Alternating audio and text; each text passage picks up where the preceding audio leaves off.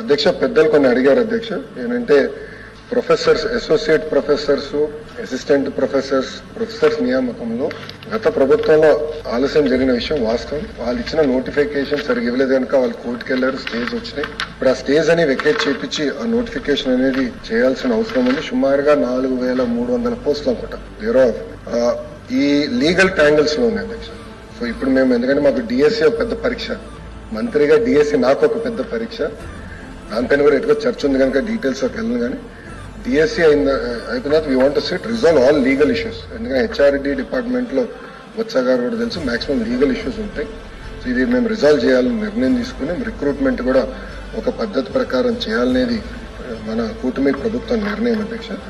అదేవిధంగా అధ్యక్ష మీరు కోరినట్టు ఈ భవనాలని ఎప్పటికల్లా కడతారు అని గౌరవ సభ్యులు కోరారు. వాస్తవంగా నేను వివరాలన్నీ తెప్పించుకున్నాను అధ్యక్ష. బడ్జెట్స్ ఎంత అవుతాయి ఏంటనేది నేను ఇప్పుడు రివ్యూ చేస్తున్నాను. నా దగ్గర రెడీగా వివరాలు లేవు. నేను తప్పనిసరిగా అదొక కార్యాచరణ రూపొందించిన తర్వాత గౌరవ సభ్యులకి నేను తెలియజేస్తానని ఈ హౌస్ తరఫున చెప్తాను అధ్యక్ష.